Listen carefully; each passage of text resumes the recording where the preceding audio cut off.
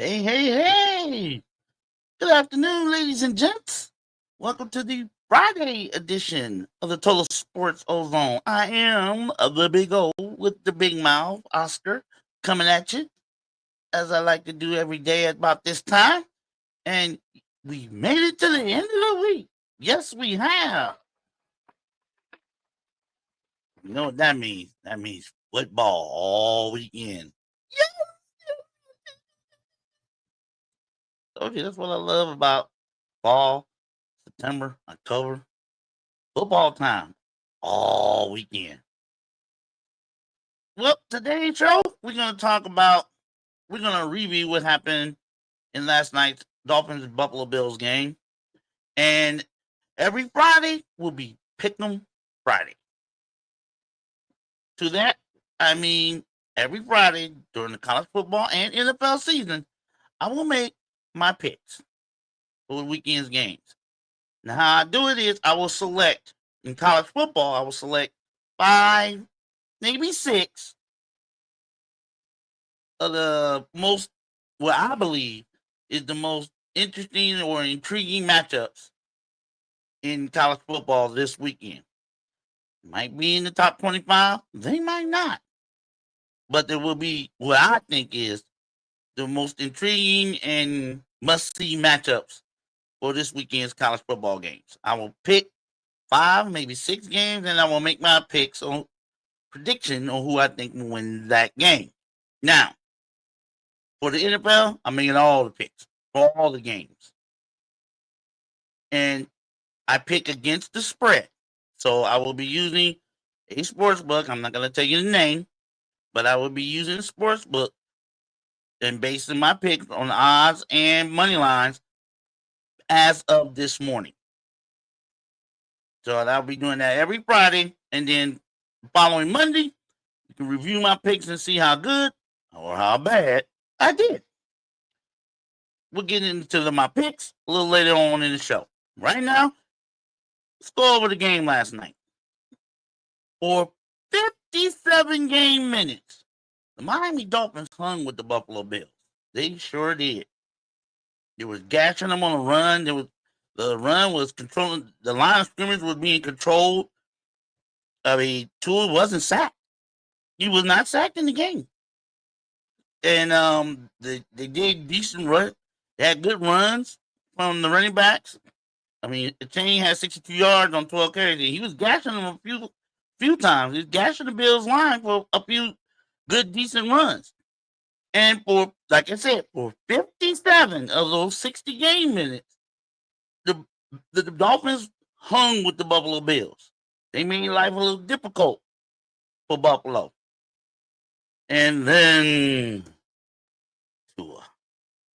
You know, when he threw that interception with 3 minutes to go, I saw it coming. I saw it coming. A blind man probably could have saw that coming.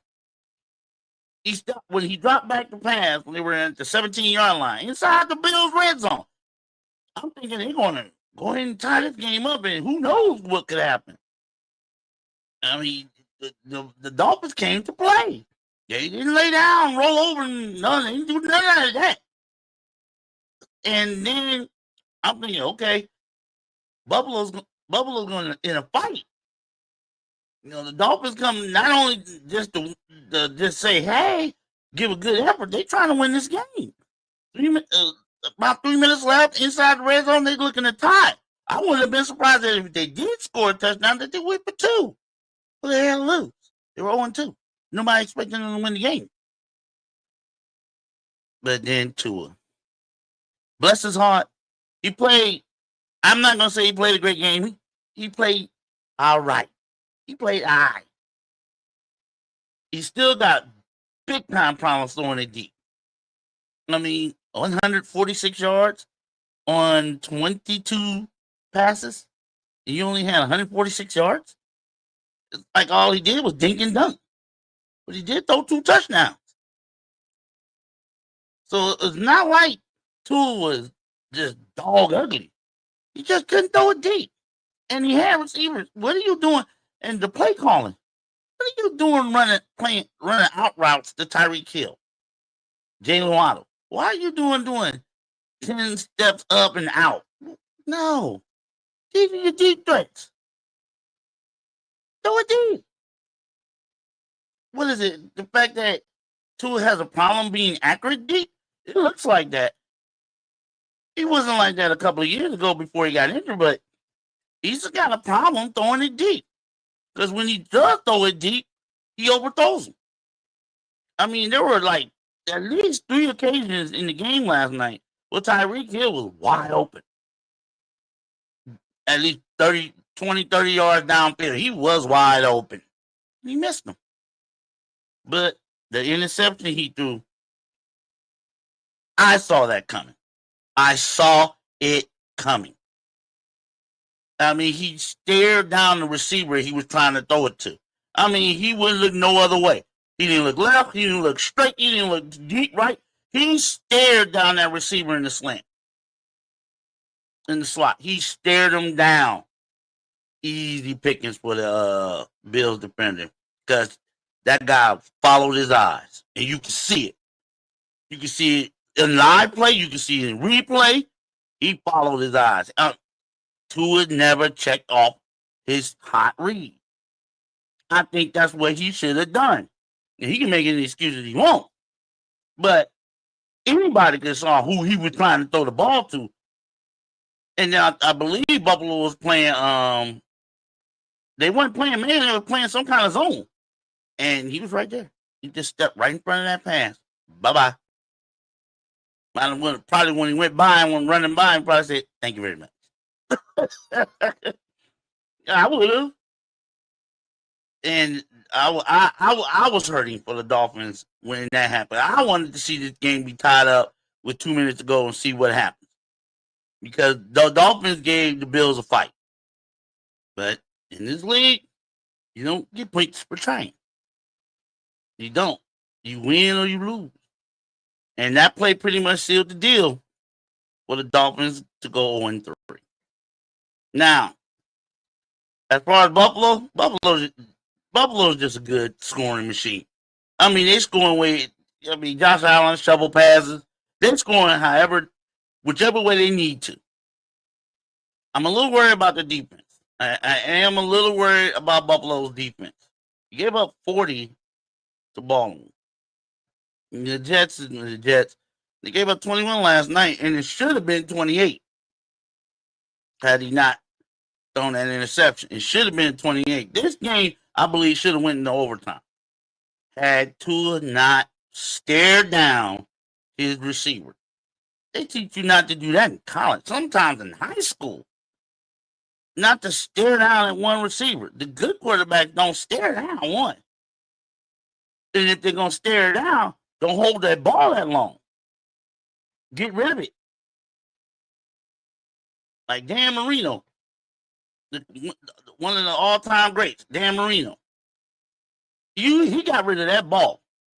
If he's going to look at a receiver, if he knows his hot read, he's going to think, okay, you the hot read. Take about 3-4 steps back, and that ball's gone. People, you didn't even have a chance to intercept it. He's gone. Thing is, he didn't stare down the receiver. He looked real quick. If he's open, I'm hitting. If not, I'm going somewhere else. That was Dan Marino. John Elway was like that too. I hate to say that, but he can be sick saying it. But he was like that too. All the great quarterbacks were like that. They're gonna check the hot read, but they ain't gonna stare him down. 1 Mississippi, 2 Mississippi. No, they're gonna check for like maybe half a second. If they see he's open and that's the play, you're gonna hit him. You're gonna try to hit him with it. And not check down or look off. Go somewhere else. Tua stared his receiver down. Everybody, if you was right there, everybody in the stadium knew he was trying to get that ball to Waddle. And the defender just stepped in front of it. It was like he followed his eyes and he saw that coming. Said, thank you. Ran down there.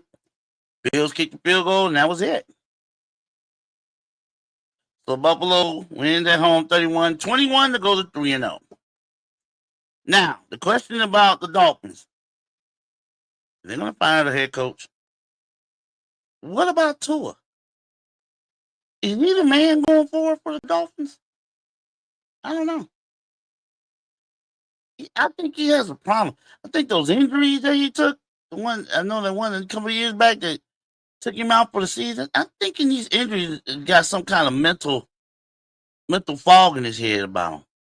He don't even run no more. He doesn't even scramble too much no more. He used to do that. The year where the Dolphins, what was it, 2 years ago? When the Dolphins were scoring points left, right, up, down, and behind you, he would run. You get in trouble, he got on. He don't do that no more. It's like he's scared to run. Now, I don't know what's going on in his head. Only he knows. And then at the post game press conference, he was trying to explain what happened when he threw the interception instead of owning up to it and saying, I should have checked off. I shouldn't have stared him down. I got to be better in these situations. No, he was trying to make some kind of explanation or excuse on what happened on that play. Don't nobody want to hear excuses. I know I don't. We know you made a bad play. We saw it. Now, what you gonna do to fix it? Because that one interception, yeah, people gonna say, well, this happened and that happened and this could have involved this could. No, that one interception cost them the game. Period. An interception in the red zone with 3 minutes left. You're coming back from that. You're not against that team, not against that quarterback. You're not coming back against that. The Bills gave you an opportunity and you choked it. You choked it away. That's what I want to hear. Own up to the problem. Own up to the bad decision you made. And move on. Because now you're 0-3. And you virtually have no chance of making the playoffs. I believe I read somewhere this morning that teams that start the season 0-3 have a less than 5% chance to make the playoffs. You're 3 games behind the Bills now. You're 3 games behind. Forget the division. That's out. So what did they do? How do they fix this? Mike McDaniels was called a young genius as an NFL head coach 2-3 years back. They called him a young genius, a mad scientist. He had so many creative plays, and they were working because they were scoring points in bunches. And now it seems like, I don't know if he's lost the room. I don't know. I don't think he's lost the room because, like I said, for 57 minutes, 57 minutes of game time, the Dolphins, who nobody, I'm pretty sure anyone outside of Miami, thought they would have a ghost chance in hell of even hanging with these Bills, they hung with them for 57 minutes. And one bad decision cost them the game. Tua has to get better. He knows that. But what I don't want to hear is the excuses. I hate excuses, especially from pro athletes. We know you screwed up. We saw it on TV in live action. We know that. What you gonna do to fix it? That's what I want to see. I ain't heard nothing from that. But what I'm worried about, I said in yesterday's broadcast, that if the Dolphins lose this game, Mike McDaniels might be out of a job. Was the effort that the Dolphins displayed last night worthy of him keeping his job? I don't know. I mean, they hung with him, no doubt about that. But they didn't win the game. They did not win the game. And in this business, we all know you can be titled the next best thing all you want. You don't win the game, you're gonna be the next out of the business thing. That's just how it is. And the first person, we all know the first person who gets the brunt of the blame would be, and the one that becomes the scapegoat is the head coach. I'm hoping they give him a chance because with an effort like that, they fix a few things here and there, they can win some games. Will it be enough to save his job? I don't know. But they should give him a chance. We'll see. We will definitely see as this year goes on. But it was a good, entertaining game last night, and the Buffalo Bills are right now they're the toast of the AFC. However, I am concerned about the defense. The defense tends to let teams stay in or let teams. You can't let teams like this that you are vastly inferior, that are vastly inferior to you. Excuse me. You can't let them stay in games. You can't let them stay around, hang around. Like the old saying, you mess around, let a team hang around, you may not be around. They have to get better when you know. You have to do better and get better on defense, especially in red zone. The red zone defense was, I'm gonna say it was atrocious last night, up until that interception. They have to do better. Offensively, I ain't worried about them. As long as Josh Allen's healthy, they're a monster to stop offensively. They're just impossible, almost impossible to stop when Josh Allen's on the roll because he can run. He can run. He can throw. He can throw deep. He can throw intermediate. And there's not one play he can't make. Maybe that's why he's the defending MVP. But last night, Dolphins gave him everything they wanted. One bad mistake. One mistake cost them the game. So Miami's 0-3 and Buffalo's 3-0. And Miami's in trouble. They're in a lot of trouble. We'll see how they pull that out. We'll see about that in the days and the weeks coming. So that's my look back at last night's 31-21 Bills victory over the Miami Dolphins. Now it's Pick'em Friday. Yes, sir. Love Pick'em Friday. Yes, sir. So, as I said, I will be picking 5 or 6 games in college football, and they'll probably be from the top 25 teams early. I mean, this is week 3 of college football. A lot of teams have bye weeks in the top 25. A few teams have bye weeks. A lot of teams are going to be playing who I call chumps. Let's face it, they're chumps.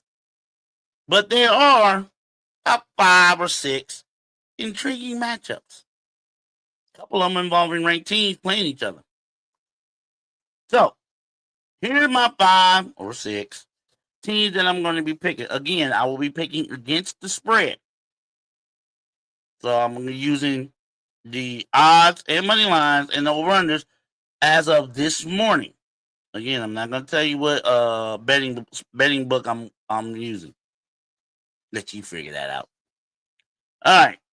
First game on the docket, college football. We got number 17, Texas Tech, on the road against number 16, Utah.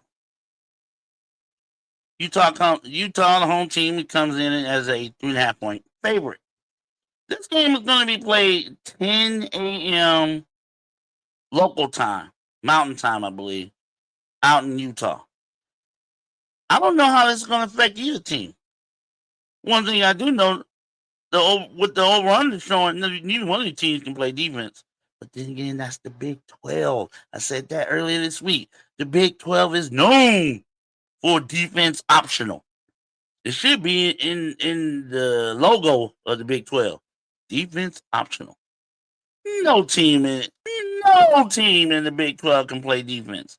Not A1. As far as I've known, the Big 12 with TCU, Kansas State, Kansas, and Colorado and the ilk.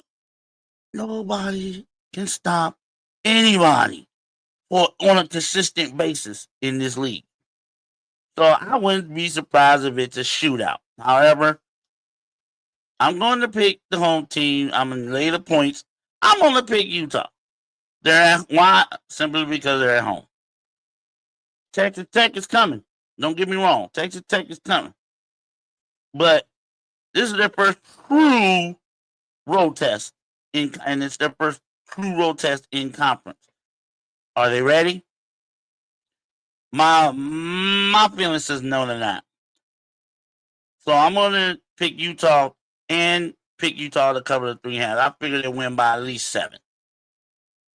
With the over and under of 56.5, I'm going to pick the over. Like I said, this is a Big 12 conference game. Defense is optional. I'm going to say the over. I wouldn't be surprised if it ends up like 41-38 or 41-36 or something like that. One of these teams is going to score 40 points. I guarantee it. One of these teams is going to score 40 points. And I believe the first 140 wins. I'm taking Utah. So that's number 1. Next game I'm going to pick.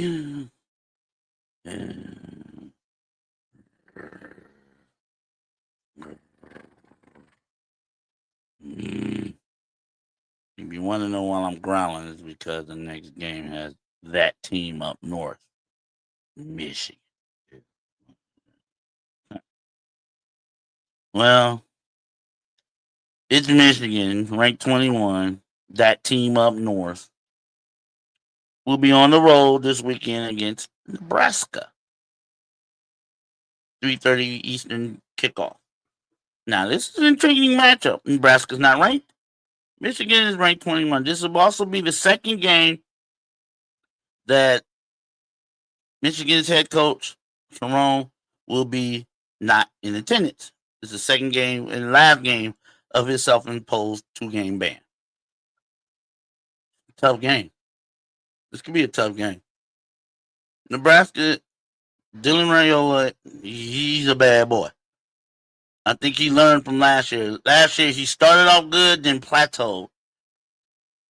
This year, I don't think that'll be the case. I think he's taking that next step to being elite. And this will be a good test for him because Michigan, despite what I might think about them, despite what despite everybody might thinking they cheat, they've always had, well, at least for the last 3-4 years, they've always had a decent front seven. It's hard to run on this team, very hard, and it's very hard to pass intermediate against them. Like I said, their front seven, the down linemen, the linebackers, they're pretty good. They are pretty good. Can Dylan Raiola pierce this front seven? Can he withhold the strain of dealing with that front seven for 60 minutes?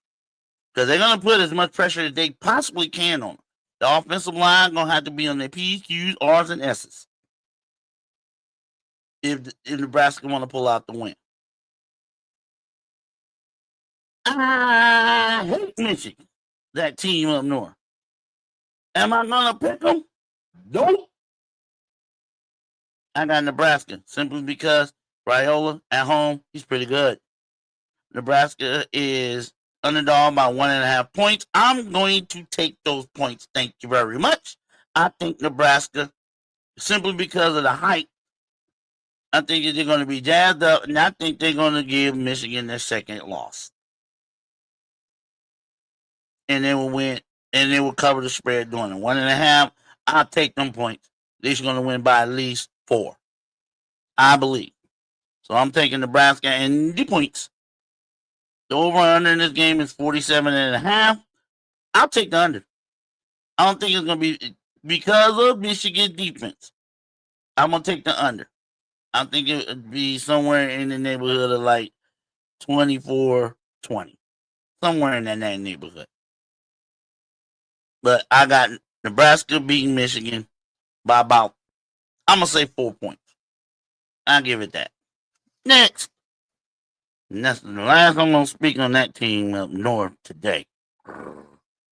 Next. Ooh, this next one is going to be a dandy. An SEC conference matchup.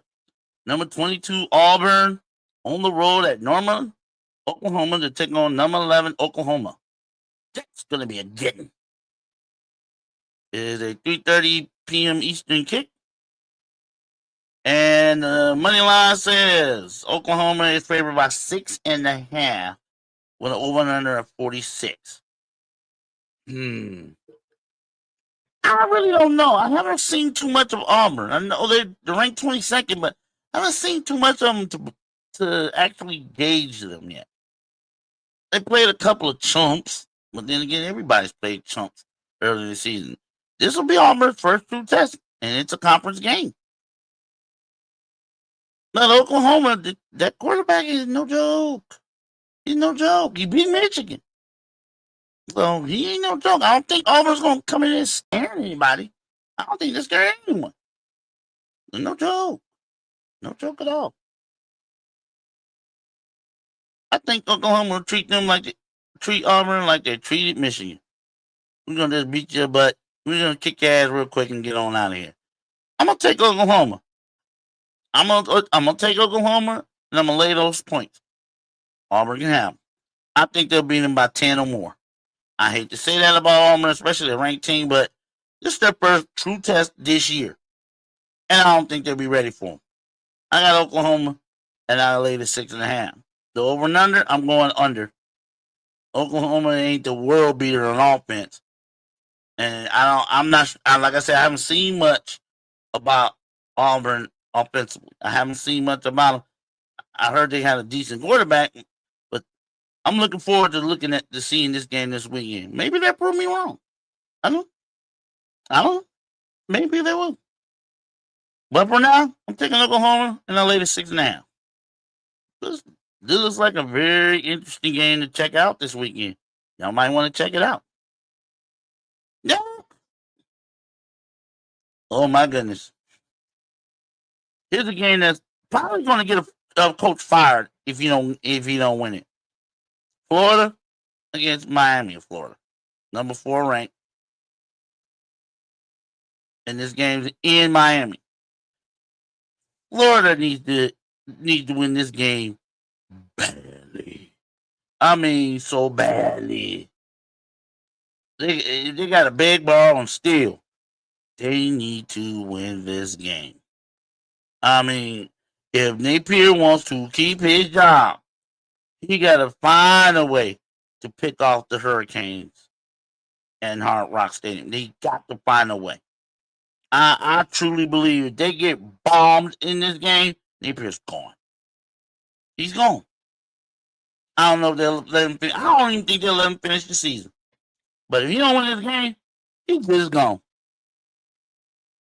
I mean, he's not doing nothing to bring the University of Florida back to prominence.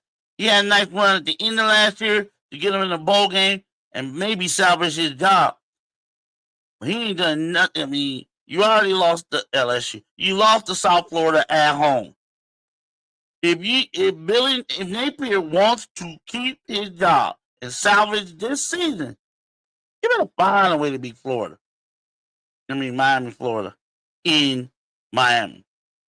Odds are saying they ain't gonna do that. Miami's favored by 8.5.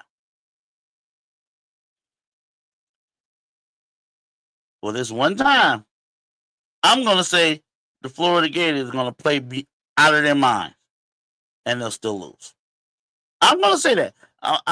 Miami's got a lethal offense, and when I say lethal, I mean lethal. Their wide receivers are some of the best in the country, I believe. And Carson Beck, like I said, you got an experienced quarterback who's won a national title back there slinging it, and he's made all the difference in why the Miami Hurricanes are in the top 5. He has made all the difference. Do I think Miami will win? Yep. Do they cover? I don't think so. I think they'll win by a touchdown. This is an old school rivalry. Old school state of Florida rivalry.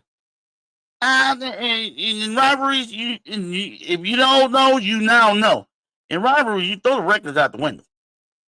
In old school rivalries, you throw the records out the window. It's about who wants to beat the other team bad enough. I don't think Miami will do it, but I don't think they'll cover. I got Miami winning the game by about 7. So that means Florida. I'm going to pick Florida, and I'll take those points. Over under in this game is 51.5. It seems about right. I'll take the over. I'll take the over. Like I said, I think Florida, Legay is going to play out of his mind. I just have some feeling that Legay is going to play out of his mind. It's a rivalry game. It is. And like in rivalries, players tend to play above their heads in rivalry games because they really want to show that other team up. And I'm sure Florida will love nothing better than to show the Canes up in Miami in front of their fans. So I'm going to, again, I think Miami's going to win the game, but I like Florida to cover. So I'm going to take Florida and the points. And I will go over on the over and under. It's going to be a good game. Looking forward to watching that. That is a 7:30 Eastern time kick. Next, going to the Big Ten. We got two. I consider two teams that need to show they can take the next step in their evolution. Number 9 Illinois on the road against number 19 Indiana. Now these are two teams last year that tried to show everybody, oh, we coming. Until Indiana got beat by Miami. Indiana still made the playoffs, though. It was a miracle season for the Indiana Hoosiers. Who thought of Indiana? Who thinks of Indiana football? No, Indiana, you think of basketball. But they made it all the way to the playoffs with one loss. And that was to the eventual national champion. They got waxed by Notre Dame, but that still doesn't take away from the good season they had last year. And I think it was a season no one saw coming. This year, they ain't scaring nobody. But then again, they ain't played nobody yet. They hung 73 points on the Indiana State Sycamores. And, okay. Now you're playing somebody that got a little bit of front teeth. It means they'll bite your back if you try to bite them. We'll see what Indiana made of. This weekend, we're going to see what Indiana is really made of. Are they the team that can just beat inferior opponents and that's it? Or can they hang with somebody who is at their level or maybe a little bit higher than them on the pecking order? I mean, Illinois is number 9 in the recent AP polls. But then again, like I said, these polls are nothing but popularity contests and the way to give fan bases hope. They don't show the true meaning, especially after only 2 or 3 weeks. They don't show what a team really is. This is the type of game that's going to show the whoever watching what one or the other is truly about. And the odds makers, like in Indiana at home, by 6.5. I'll give them that. I want to see. I'm going to go out on a limb here, and I'm going to take Indiana and lay those points. I don't just want to see where they're at. Are they for real this year like they were last year? A lot of people doubted them last year. Are they for real this year? We'll find out. Give me Indiana and the point, and I'll lay them points. With the over under 52.5, I'll say under. Indiana ain't scoring no 60-something. Nah, not in the Big Ten. You got to be damn good. Even Ohio State don't do that. Even Ohio State, the creme de la creme in the Big Ten, doesn't score 50-some points on all the Big Ten teams. Even the lower, they might score 40. But 50, not a team that in the Big Ten, and ain't too many that are on their level or maybe a little higher. So I don't see Indiana dropping 55 or something like that on the Illinois Fighting Illini. So I'm gonna keep it at under 51.5. But I got 52.5. But I'm gonna get Miami and I'm gonna give those points away. I really think Indiana. I'm sorry. I like Indiana. I like the Indiana, and I'll lay those 6.5. And I'm gonna go one more. That's my 5. I said I might do 6, I'm going to do 6. And that is Michigan State at number 25 USC. This is out in LA. Late kick, 11 o'clock Eastern. And we got USC favored by 18.5 with an over under of 55.5. Is USC for real? Are they on their way back? That's the question. I'm pretty sure all of us, including Trojan Nation, are asking themselves, are they on the way back? Maybe. Michigan State, they're undefeated. But they haven't really played anybody significant. Yeah, they had a good comeback win against Boston College at home, but they haven't played anybody significant. This spread troubles me. One team hasn't really played anybody yet. The other team, I'm just not sold on them yet. But they're up favored by 18.5. My gut's telling me to take USC. But then again, that my gut tells me things sometimes when I'm hungry. I'm not hungry. I'm going to take Michigan State and give me those points. I think USC will win this game, but they'll win by around 10. I don't think they're going to be winning by almost 20 points. I got Michigan State, and I'll take those points. I'll take the points. Thank you for giving them to me. I appreciate it. USC will win, but Michigan State will cover. Over under 55.5. I'm going to go over. I think both teams will score at least 30. I know both teams will score at least 20 points, 25. Both teams will score 25. So margin of victory, I'm thinking it'll be anywhere from 5 to 10. But Michigan State will cover. They're looking a little better. They're looking a little better than they were last year. That's for sure. But they ain't played nobody yet.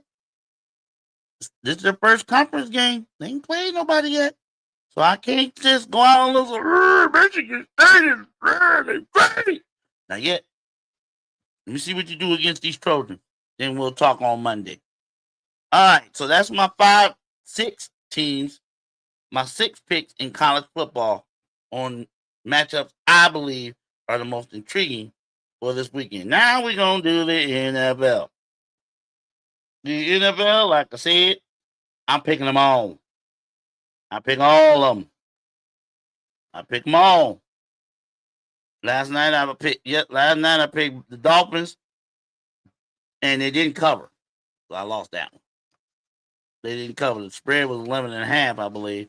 They only won by 10. So I'm already 1 game behind the 8 ball. Let's see if I can recover and do better for the weekend. Again, these are the spread and the odds are from a sports book. I'm not going to tell, but these are the lines as of this morning. Lines might have changed by the time you hear this or see this broadcast, see this live stream, or hear it on the podcast. But these are the odds as of this morning. And this is what I'm using. All right. First game. The Las Vegas Raiders traveling to Washington to play the Commanders. 1 o'clock kick. You got the Commanders favored by 3.5 with an over and under 44.5.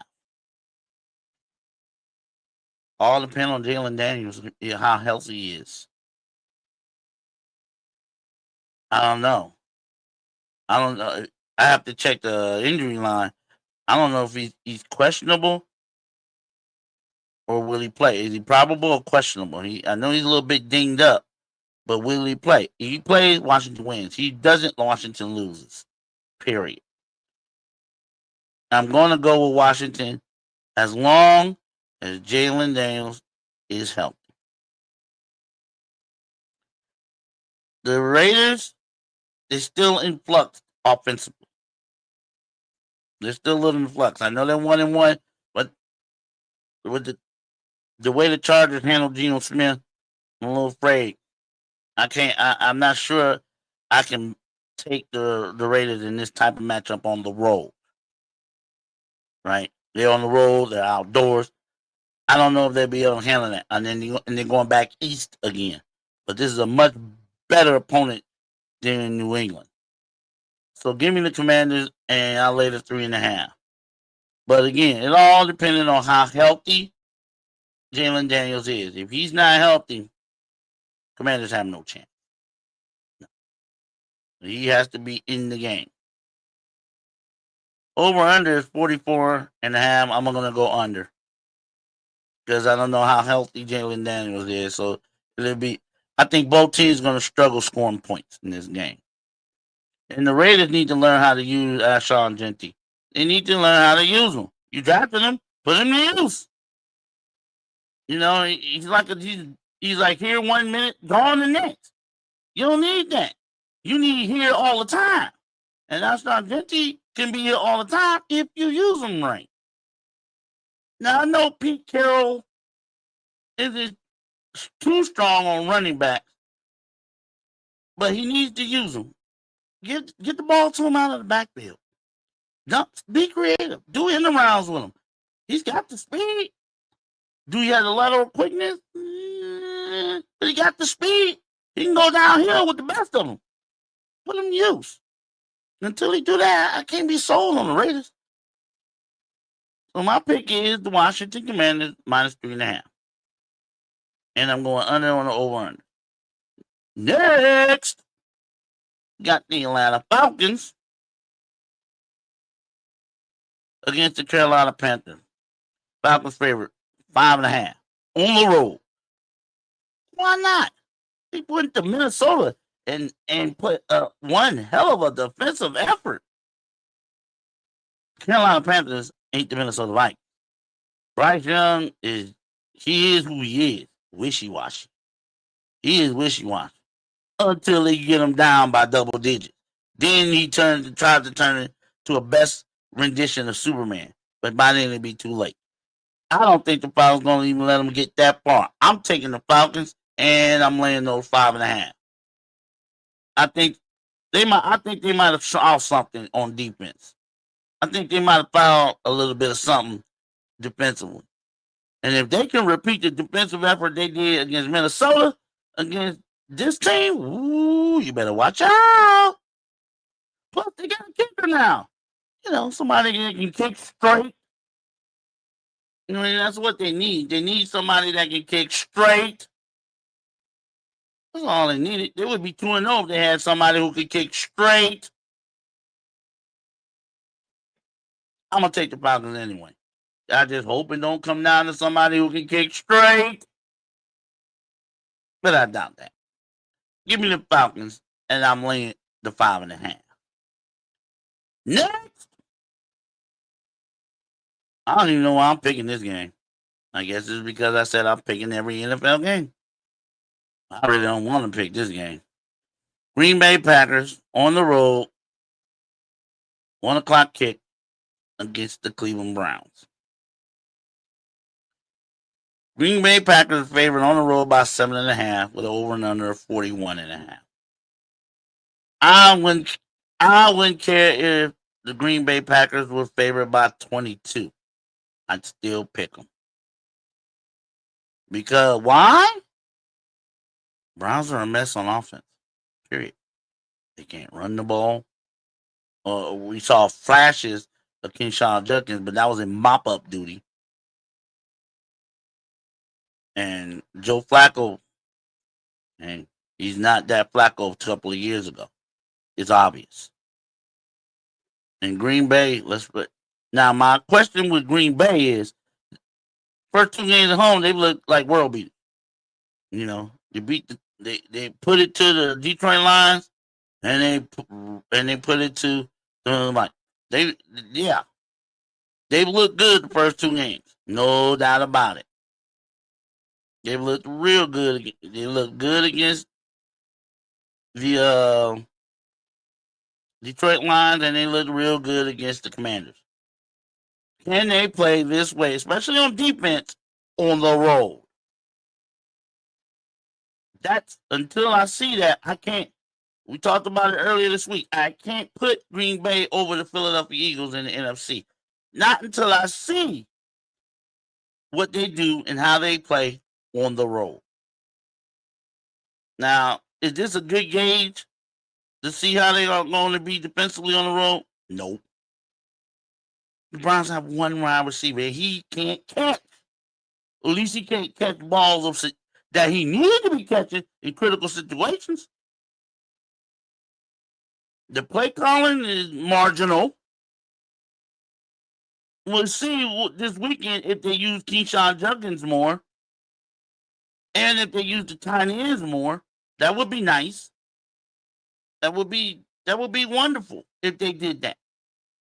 But I doubt it. Joe Flacco can't throw deep either. But then again, the reason why he can't throw deep is because he got one receiver on that squad that is a deep threat, and he can't catch. So I feel bad for the defense because the defense is going to keep this team in the game. But in the end, down the stretch, late in the game, that defense is going to get tired. And Green Bay is just going to take over. I hate to go against my favorite team. I hate to go against them. I don't want to go against them. Give me the Packers in the 7.5. Over and under 41.5. I believe it'd be under. The Browns struggle to score 10 points. They just do. They struggle to score 10 points before the end of the third quarter. I'll take the under, and I'll take Green Bay in the 7 and lay the 7.5.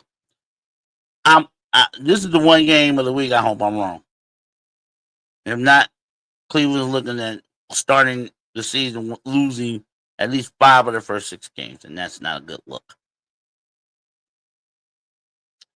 Next on the list, we have the Pittsburgh Steelers taking their game to Foxborough to take on the New England Patriots. 1 o'clock kick. Steelers are favored by 1.5 with an over-under of 44.5. My question with the Steelers is twofold. One, here's your defense. Where is that steel curtain you Steelers fans love waving your terrible towels about? Where is that? Well, I mean, where that defense at? You gave up 30 what, 32 in the first game? Last game you gave up 31? So you're averaging giving up 30.5 points a game or something to that effect. 31.5 points a game? Where that defense at? Where took the year off? Where you at, TJ Watt?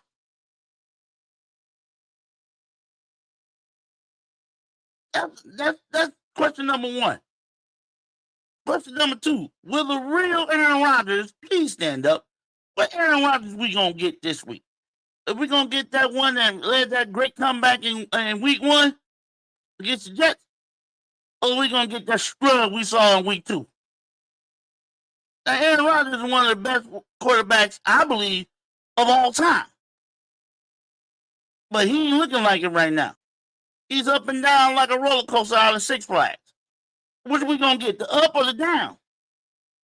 I want, as much as I don't like the Steelers, I want to pick them in this game, but I don't know what Aaron Rodgers we gonna get. I just don't know. I'm going with the Patriots, and I'll take those points.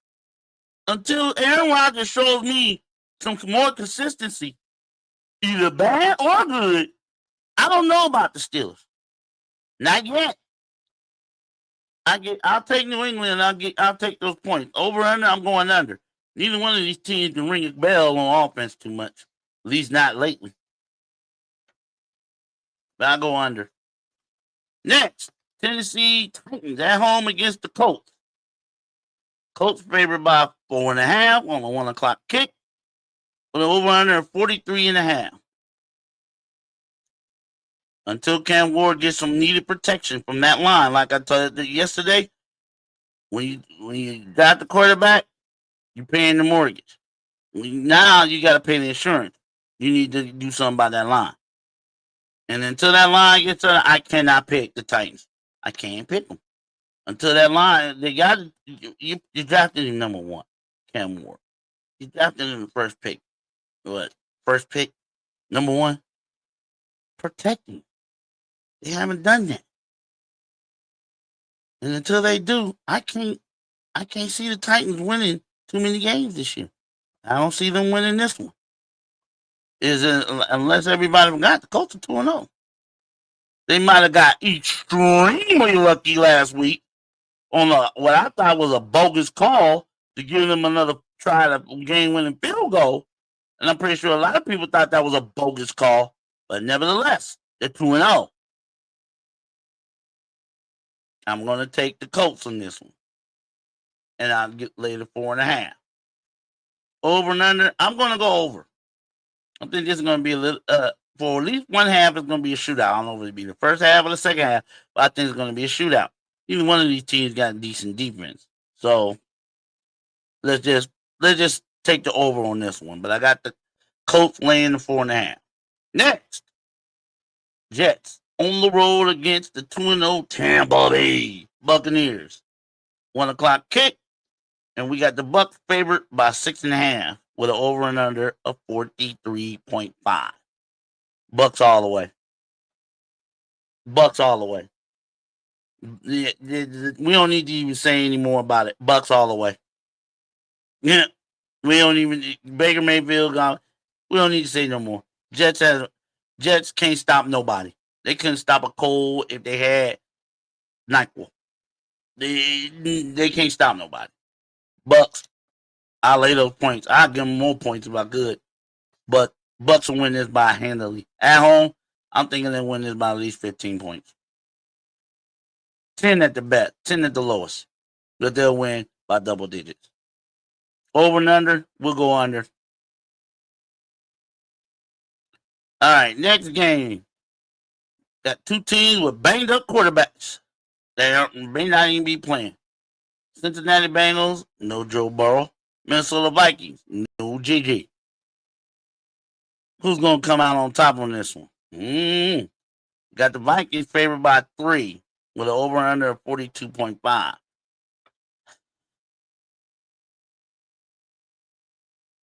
They got weapons. Each team got weapons. But whose quarterback is going to be more successful using those weapons in this game? Minnesota got their butts handed to them by the Atlanta Falcons. 6 sacks, 3 turnovers, only held to 6 points and less than 200 yards total offense. They got their butts handed to them at home. Now, Cincinnati, they ain't the world's greatest defense, but no Joe Burrow. They got Jake Browning. Now, he did lead them to the comeback win against Jacksonville, but now they're on the road. Jake Browning is used to winning, though, because Joe Burrow was out last year, had the same weapons. He won a couple of games. But can he do it on the road? I don't know. Vikings favored by 3. I'll take Minnesota only because they're at home. They better get better offensively. They can't play like they played. They can't do it. Not at home. But Cincinnati defense doesn't scare anybody. So I'll take the Vikings and give them the 3 points. The over and under is 42.5. I will take the over on this one. Next, Houston Texans traveling to Jacksonville to take on the Jaguars. Jags, according to the sports book, are favored by 1.5 with a 44.5 over and under.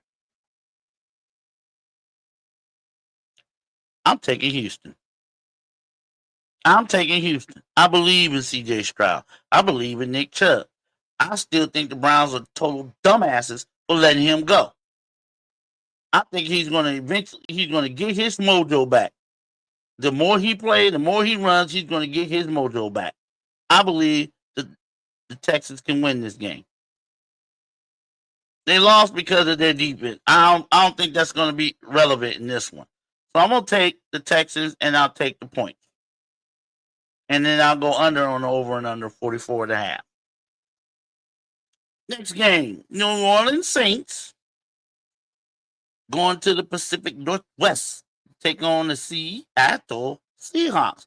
The, the team that surprised the Steelers in their house. I didn't see that coming. New Orleans has lost their first two games, and one game they didn't look good at all. The next game they choked. So what they gonna do this game? Probably a little bit of both, choke and not look good. Seattle favored by 7.5. Give me that. I'll take the 7.5 though. New Orleans.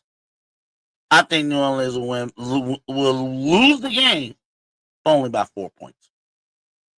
Over under 41.5. I'll go over, maybe. Yeah, I'll go over. I'll take the over. So give me the Saints to cover.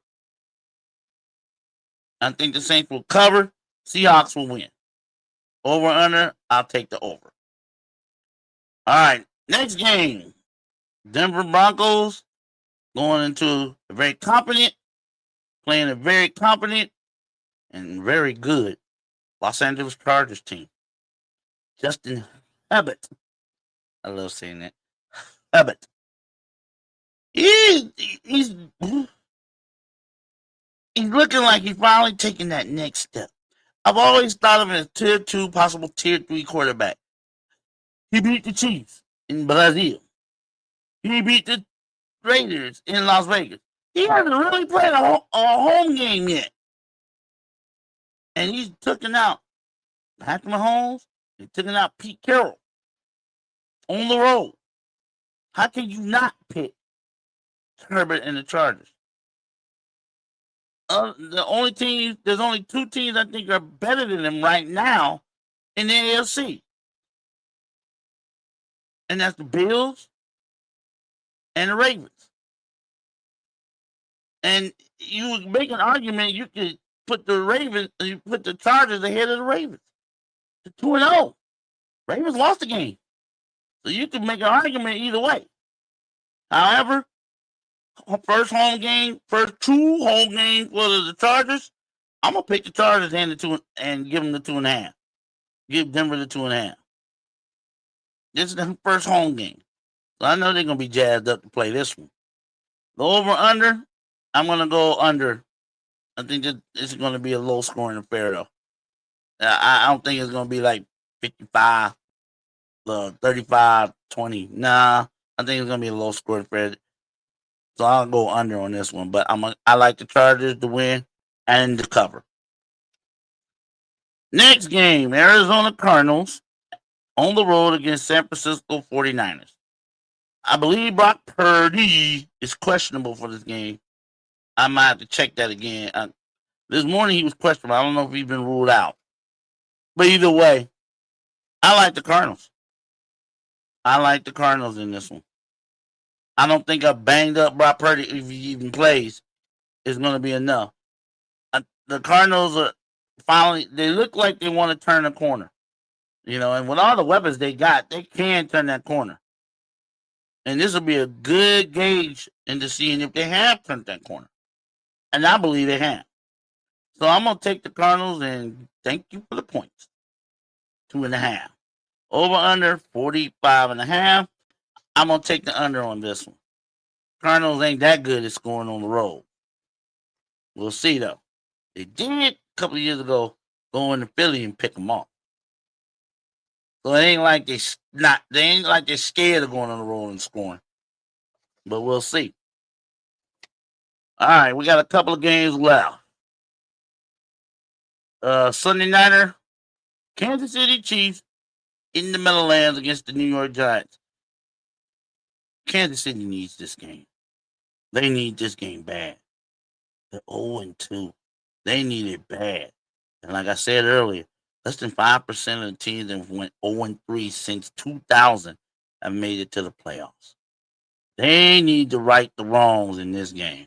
And the thing is, Russell Wilson, if he had the performance he had last weekend against Dallas, boy. Boy. We'll see. We will definitely see. I like I like the Chiefs. I think they're gonna right some wrongs, get it right, and then they come back strong. I think they're gonna get strong. As long as they got Patrick Mahomes and Andy Reid, they're not gonna be no scrubs. About the spread, I'll take the Giants to cover. I think the Chiefs will win the game. The spread's 5.5. I think the Chiefs will win the game. However, the Giants will cover. I think they found something in Russell Wilson and Malik Neighbors. Let's see if they duplicate that success against the Chiefs, who's coming in 0-2. Somebody got to win this game, and somebody's going to win this game. I'm going to take the Giants to cover, Chiefs to win. I will go under on a 44.5 over and under. All right. One more game. The Monday Nighter. Good game, too. This should be a good game. The Detroit Lions and the Baltimore Ravens. This should be a good game. I mean, this really should be a good game. Got two great quarterbacks, two good running backs, two great wide receivers. Oh, this is going to be good. I wouldn't be surprised if this is a shootout. I would not be surprised. The Ravens are favored by 5.5. I'll take that 5.5. Give me Detroit on the road. I'll take the points. Jared Goff, Amon-Ra St. Brown, man, when that team wants to, it's hard to stop them. And Baltimore's defense hasn't been all that. Yeah, they held the Browns to 17 points, mainly because the Browns couldn't catch the ball and they kept turning the ball over. They did give up 41 against the Buffalo Bills. So I don't know about their defense. And against this team, you better have a damn good defense. And they don't. Right now.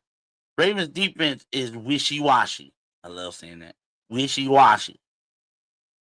I got to take Detroit, and thank you for the points. I'm going to have the Detroit Lions winning this game by 4 points. Something to that effect. I missed the game, and I know I did.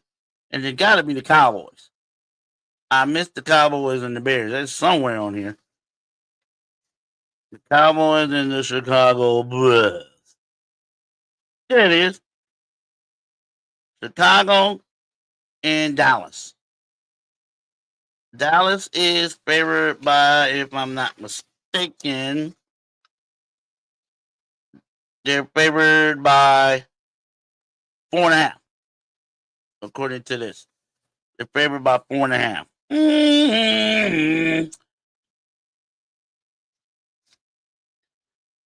The defense stinks for the Cowboys. We all saw this. We all know this. They stink. So, what are we doing on this one? Caleb Williams has not looked good at all in 2 games. But then again, the Cowboys defense looks horrible. Gave up over 550 yards to the New York Giants at home. At home. It took the miracle of miracles for Dallas to pull out that game. Dak Prescott, yes, he's looking, I'm saying it. Heaven help the Cowboys if he gets hurt. If he's healthy and playing, Dallas has a chance. And they're going to need him this year because you can't depend on the defense. And we all know why the defense is horrible. And we ain't going to get into that today. We can talk for another 2-3 hours about that. We're not going to get into that today. All I'm going to say is I'll take the Cowboys. Because Caleb Williams hasn't proven a damn thing to me in 2 weeks. He hasn't. He hasn't proven a damn thing to me except he can get hit. He can take a hit. And he's taking lots of hits. But I'll take the Cowboys and I'll lay the 4.5. They better get better on defense. It's going to be another long season. Period. But that is my picks for week 3 in the National Football League. What do you think? You agree with some of them? You don't agree with none of them? Let me know in the comments. We're gonna go over my picks Monday. On Monday's show, we'll go over all my picks and let you know how I did. Did I do good? Did I do bad? But I'm gonna let you know. Anyway, before I get out of here, I want to say shout outs and congrats to the Las Vegas Aces and the Indiana Fever, who both advanced to the NBA playoff semifinals last night. Las Vegas, with a great tip in, beat the Seattle Storm 74-73. And the Indiana Fever, who haven't been this far in the playoffs in 10 years, have finally made it back to the NBA semifinal or WNBA playoff semifinals by taking out the Atlanta Dream 87-85. So my congrats to these ladies. Keep doing what you do. It is very entertaining. If you have not watched the WNBA playoff game, I'm telling you, it's entertaining. It's fun. These ladies go at it. They ain't playing. They want to win. I think they take it a little bit more seriously than the NBA. So check it out. Check out the playoff games if you get a chance this weekend or early next week. Check them out. I'm telling you, you'll love it. It's fun to watch. Anyway, I'm gonna get out of here for this weekend. Please like and subscribe if you like what I'm doing. And of course, if you're not here, if you can't catch me live, this live stream will always be available on replay on YouTube, and I will have an audio recording of this on Spotify. I've decided to put audio recordings of all my shows on Spotify as a podcast, so you can listen to me rant and rave and be loud and call me whatever on my shows. But please like and subscribe and let me know how I'm doing. All right. I'm going to get out of here for this weekend. You guys have a great weekend. Enjoy the football. And I'll holler back at you on Monday. See ya.